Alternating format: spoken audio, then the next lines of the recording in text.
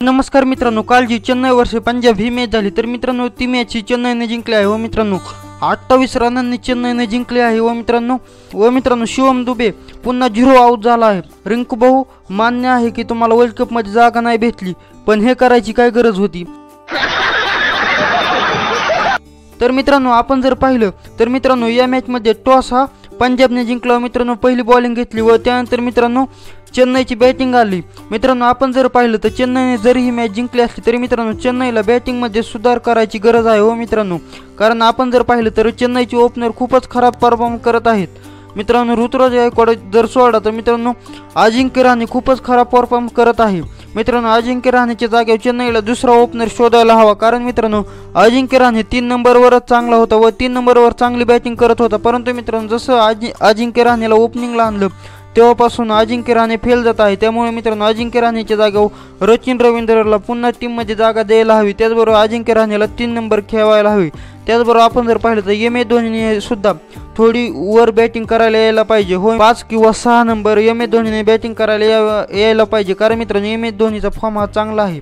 त्यामुळे जर MS धोनी जर वर बॅटिंगला आला तर मित्रांनो चेन्नईचा त्यात फायदाच आहे। तर मित्रांनो आपण जर पाहिलं मित्रांनो टॉस हा पंजाबने जिंकला व मित्रांनो बॉलिंग घेतली व मित्रांनो चेन्नईकडून बॅटिंगला अजिंक्य रहाणे त्याचबरोबर ऋतुराज गायकवाड आले।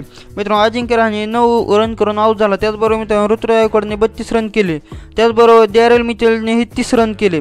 शिवम दुबे या मॅचमध्ये काही जास्त करू शकला नाही, मोईन अली 17, त्याचबरोबर मित्रांनो रवींद्र जडेजाने खूपच महत्त्वपूर्ण अशी 43 रनांची पारी खेळली।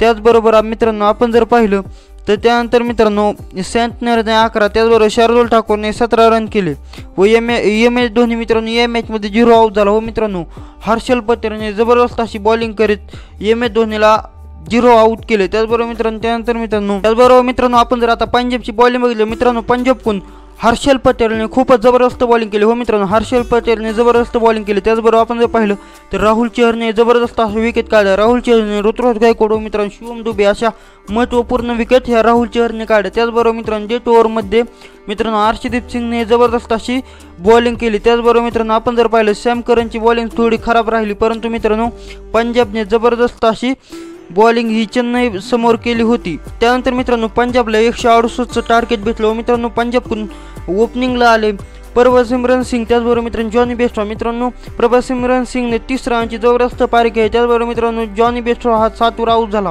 त्यानंतर आलेला रायली रुसो हा पण 0 रन करून आउट झाला। त्यानंतर मित्रांनो आपण जर पाहिलं तर मित्रांनो यश सिंगने 27 रनांची जबरदस्त अशी पारी खेळली। त्यानंतर मित्रांनो आपण जर पाहिलं मित्रांनो सॅम करननेही 7 रन केले, जितेश शर्मा 3 रन करून आउट झाला। त्याचबरोबर मित्रांनो बाकीची बॉलरने बॅटिंग केली व मित्रांनो थोडं कॉन्ट्रीब्युशन करत मित्रांनो 28 रनांनी ही मॅच ही पंजाबने हरली व खूपच खराब मॅच ही पंजाबसाठी राहिली, कारण मित्रांनो आपण जर पाहिलं तर पंजाबने बॉलिंग चांगली केली होती, परंतु मित्रांनो पंजाबची बॉलिंग चांगली झाली परंतु पंजाबची बॅटिंग ही खूपच खराब झाली हो मित्रांनो, पंजाबची बॅटिंग ही खूपच खराब झाली। तर मित्रांनो या व्हिडिओमध्ये एवढंच। कसा वाटला व्हिडिओ आवडला व्हिडिओला करा लाईक आणि चॅनल करा सबस्क्राईब आणि सबस्क्राईब नंतर बेल आयकॉन करा विसरू नका। भेटूया पुढच्या व्हिडिओमध्ये, तोपर्यंत क्रिकेट पाहत राहा, बाय बाय।